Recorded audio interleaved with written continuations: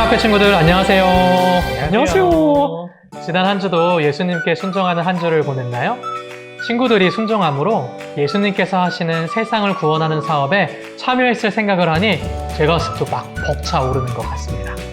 친구들과 유튜브로 하나님의 말씀을 나누기 시작한 것이 어제 같은데 벌써 1권의 마지막 장입니다. 마지막에는 이벤트도 막 하고 선물도 막 나눠주면 좋은데 다음에는 하페랑 꼭 상의를 해서 우리 친구들이 더 즐겁게 말씀을 나눌 수 있게 방법을 꼭 찾아보겠습니다. 오늘 1권 마지막 시간을 함께 해주실 목사님은 유구전원교회 윤상훈 목사님입니다. 환영합니다. 안녕하세요. 만나서 반갑습니다. 끝인가요? 예, 안녕하세요. 1권의 마지막까지 함께 해준 우리 친구들 모두 진심으로 감사합니다. 그러나 오늘이 끝이 아니에요. 2권이 다음 주부터 시작되니까 꼭 기억해 주세요. 네, 저도 꼭 기억하겠습니다. 요즘 뉴스를 보니까요, 학창 시절에 저지른 문제로 방송에서 막 하차하는 연예인들이 굉장히 많은 것 같아요. 유명한 배우도 있고요, 또 아이돌들도 있고요. 그들의 과거를 보면 막 학교 폭력을 저지르고 괴롭히고 막 그랬잖아요. 그 모습을 보면서 사실 좀 화가 났고요. 또 우리 아이들의 학생 생활이 좀 걱정되기도 했습니다. 혹시 목사님의 학창 시절에도 이런 학생들이 있었나요? 누구 괴롭히고 막 못되게 구는 그런 학생들이요? 있었어요. 저희 아버지가 대학원 공부를 마치고 그땐 제가 서울에 있었죠. 그리고 나서 시골로 발령 나서 갔는데 그 일반 학교로 갔어요. 근데 그 학교에 어떤 사람이 있었냐면은 우리들의 일그러진 영웅의 거기에 보면 그 있죠? 엄석대 같은. 예. 저는 그 소설에 이사온 그 있잖아요. 한으로 시작되는 그 사람은 신세가 된 거예요, 제가. 그래서 참 어려움을 겪었던 적이 있습니다. 엄석대 마음대로 막 다 하는군요. 예, 저는 이제 와서 약자들 도와주고 좀 어떻게 이걸 개선해 보려고 하지만 이미 다 지배를 하고 있기 때문에 뭘 할 수 없었습니다. 저도요, 학창 시절을 돌아보면 학교 폭력이다 라고까지 이야기하실 줄 모르겠지만 좀 친구들을 괴롭히고 막 물건도 함부로 뺏어서 아예 안 돌려주진 않았는데 막 놀리고 하던 학생이 있었거든요. 이제 그 학생이 외국에서 살다가 와가지고 또래보다 1년 늦게 학교에 들어왔습니다. 그래서 저보다도 한 살이 많았는데 그것을 이용해서 늘 친구들을 괴롭혔습니다. 하루는 제 친구가 그 학생에게 물건을 빼앗겨가지고 막 계속 돌려줘 막 이렇게 하는데 막 놀리면서 가지고 막 노는 거예요. 근데 제가 막 화가 나더라고요. 그리고 막 수치스러운 마음이 좀 들었습니다. 고등학교를 졸업한 지 10년도 넘으셨는데 지금은 그 친구에 대해서 어떻게 생각을 하세요? 저는 솔직히 이야기하면 지금도 그 친구에 대한 감정이 좋지가 않아요. 지금이 그 친구가 어떻게 됐을지 혹 바뀌었을 수도 있죠. 그런데 저는 여전히 그 친구의 과거의 그런 모습을 좀 용서할 수 없는 것 같습니다.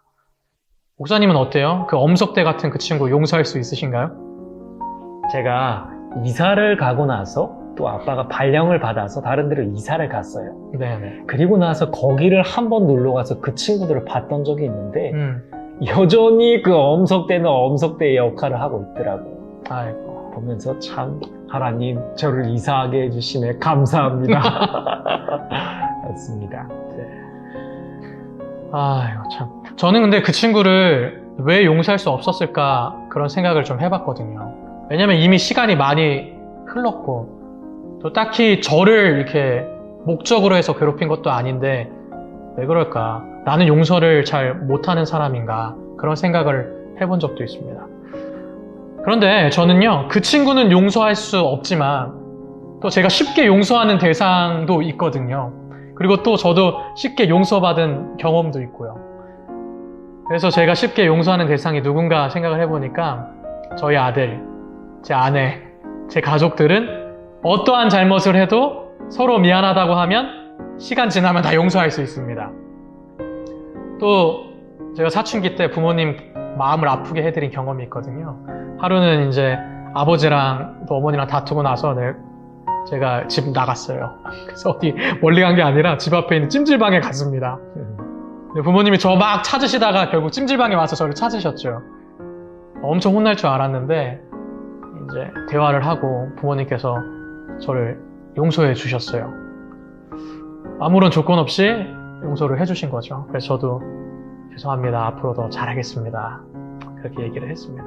제가 이러한 경험 속에서 알게 된 한 가지 사실이 있는데 그것이 무엇이냐면 사랑하는 마음이 있다면 용서하는 일은 어려운 것이 아니다 라고 하는 사실입니다.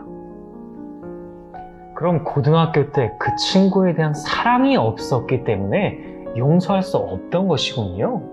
네, 사실 그래요. 만약 제가 예수님처럼 그 친구를 정말 사랑했다면 제가 그 친구를 위해서 기도했겠죠. 올바른 길로 가게. 그리고 아마 용서했겠죠. 근데 사랑이 없었습니다. 그래서 그러지 못했던 것 같아요. 그렇군요. 오늘 우리가 함께 나눌 이야기도 그런 이야기입니다. 바로 용서에 관한 이야기입니다. 오늘은 제24장 요셉과 그의 형제들에 관한 이야기를 함께 보도록 하겠습니다. 요셉이 애굽의 총리가 되었을 때 이집트에는 7년의 풍년 기간이 지나고 흉년이 찾아왔습니다. 그 기근은 야곱과 그의 아들들인 요셉의 형제들이 사는 가나안에서도 시작되었습니다. 야곱은 아들들을 불러서 이렇게 말했습니다. 험험, 내가 이집트 상인으로부터 들었니? 이집트에는 곡식이 풍성하다고 하는구나. 너희는 즉시 일어나 애굽으로 가서 곡식을 사오너라. 우리 가족이 굶어 죽을 수는 없지 않느냐? 예, 아버지, 저희가 다녀오겠습니다. 이렇게 형제들이 대답을 했습니다. 그래서 형제들은 이제 곡식을 구하러 이집트로 가게 되는데 그곳에서 총리로 있던 요셉을 만나게 되죠. 그러나 그들은 요셉이 총리가 되었을 거라는 상상조차 못했기 때문에 요셉을 알아보지 못합니다. 요셉이 형들을 만났으니 정말 궁금한 게 많았을 거예요. 우선 내 동생 베냐민이 잘 지내고 있는지, 그리고 내 아버지 건강하신지, 그리고 이 형들 어떻게 변했는지 이런 게 참 궁금했을 것 같아요. 맞아요. 그거 참 궁금한 일이죠. 굉장히 오랜만에 만났잖아요. 그래서 요셉은요, 형들을 시험하면서 형제들을 정탐꾼으로 의심하는 척을 막 합니다. 그리고 막 이것저것 물어보죠. 요셉의 형제들은 형들이죠. 영문도 모르고 정탐꾼으로 의심하니까 그 의심을 피하기 위해서 이집트 총리인 요셉에게 가족의 이야기를 다 합니다. 그리고 결국 막내 동생 베냐민에 대한 이야기까지 하게 되죠. 그러자 요셉은 뭐라고 얘기하냐면 그러면 다음에 올 때는 막내 동생을 데려오라고 명령을 합니다. 그리고 너네 말이 정말 사실인지 아닌지 내가 봐야 되니까 막내 동생이 올 때까지 시므온을 남겨두고 가라고 이렇게 명령을 하죠. 곡식을 가지고 돌아온 요셉의 형제들은 결국 또 살다 보니까 곡식을 다 써버려서 이집트로 돌아갈 수밖에 없는 상황이 되었어요. 시므온도 남겨져 있고 곡식도 떨어지게 되었죠. 네, 그러니까 뭐 사실 갈 수밖에 없는 상황이에요. 그래서 시간이 지나 야곱은 형제들에게 다시 이집트 가서 곡식 사오라 이렇게 얘기를 하죠. 그리고 형제들도 가야 되는데 그냥 갈 수 있어요? 없어요? 없잖아요. 그래서 아버지께 솔직하게 이렇게 얘기합니다. 아버지, 베냐민을 우리와 함께 가게 해주세요. 이집트 총리가 동생을 데리고 오지 않으면 시므온도 풀어주지 않고 곡식도 못 산다 그랬어요. 처음에 이야기를 들은 야곱이 베냐민 못 보낸다고 이야기했어요. 왜냐하면 요셉을 잃었을 때 아픔이 크니까 또 베냐민마저 잃어버리면 정말 살기 힘들다라고 생각했을 거예요. 그런데 계속 곡식이 다 떨어져 가니까 지체할 수가 없었겠죠. 그래서 어쩔 수 없이 보내는데 이제 형제들한테 제발 베냐민을 잘 지켜달라고 이야기를 합니다. 그리고 이집트에 갔는데 형제들이 깜짝 놀랐죠.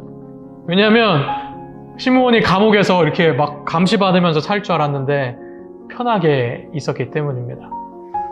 그래서 이제 모든 일이 잘 해결됐구나 이렇게 생각하고 이제 곡식을 받아서 돌아가는데 요셉이 다시 한번 형제들을 시험하기 위해서 베냐민의 자루 속에 은잔을 집어넣죠. 그리고 조금 떠나니까 바로 군사들을 보내서 형제들을 잡아옵니다. 그리고 이렇게 말합니다. 요셉도 참 짓궂은 것 같아요. 자, 은잔을 훔쳐간 자를 우리가 발견했다. 은잔을 막 다 뒤져보니까 어디서 나와요? 베냐민의 자루에서 딱 나오잖아요. 오케이. 은잔을 훔친 자를 잡았으니 이 훔친 자 베냐민만 놔두고 나머지는 다 이집트를 떠나라! 이렇게 얘기를 하는 겁니다. 그래서 형제들이 이전 같았으면은 네, 알겠습니다! 하고 떠났을 텐데 이제 형제들이 변화한 모습을 보이는 거죠. 그리고 이렇게 말합니다. 총리님, 그건 절대 안 됩니다. 우리 아버지는 베냐민을 너무 사랑하십니다. 그래서 우리와 함께 베냐민을 보낼 때도 베냐민은 꼭 무사히 데려오라고 말씀하셨어요. 그러니 베냐민 대신 저를 붙잡아 두시고 베냐민은 제발 돌아가게 해주세요. 요셉이 변화된 형들의 모습을 보고 정말 흐뭇해했을 것 같아요. 이전에는 나를 죽이려고 하고 팔려고 했던 그 형제들이잖아요. 그러니까요. 그래서 요셉은 형제들을 이제 흐뭇하게 바라보면서 용서했던 것 같습니다. 자신을 팔아버린 그 형제들을 말이죠. 창세기 45장 5절엔 이렇게 말합니다. 그 형제들에게 당신들이 나를 이곳에 팔았다고 해서 근심하지 마소서, 한탄하지 마소서. 하나님이 생명을 구원하시려고 나를 당신들보다 먼저 보내셨나이다. 아멘. 자신의 이제 정체를 딱 보여주면서 형님들, 나 사실 요셉입니다. 그 형들이 어떻게 했을까요? 우리 망했다! 이렇게 생각했을 텐데 요셉이 아닙니다. 전 당신을 용서합니다. 하나님께서 나를 먼저 보내신 것입니다. 이렇게 얘기를 했습니다. 그런데 어떻게 요셉이 형제들을 용서할 수 있었을까요? 아마 요셉에게는 예수님을 닮은 사랑의 마음이 있었기 때문입니다. 본교의 주석이 뭐라고 얘기하냐면요. 그것은 사랑과 용서의 정신으로 이루어졌다 라고 말합니다.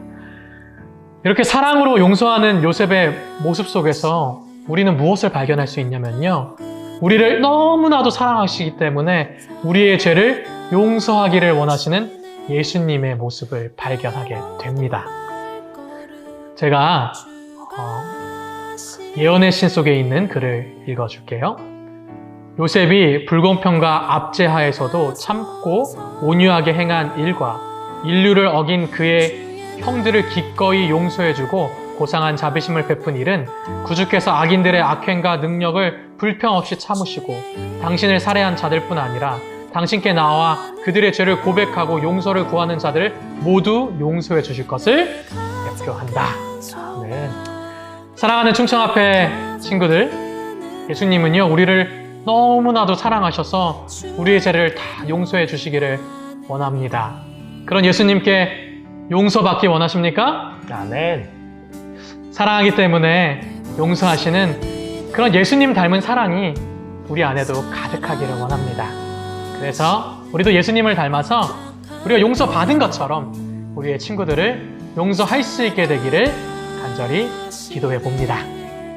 네, 목사님, 오늘의 말씀 너무 감사합니다. 다음 한 주도 예수님의 사랑을 경험함으로 예수님을 닮아가는 그런 저의 한 주, 그리고 우리 친구들의 한 주가 되기를 기도하겠습니다.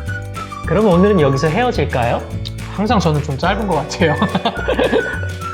그럼 친구들, 다시 만날 때까지 예수님의 사랑으로 사랑하고 예수님의 사랑으로 행복하세요. 안녕.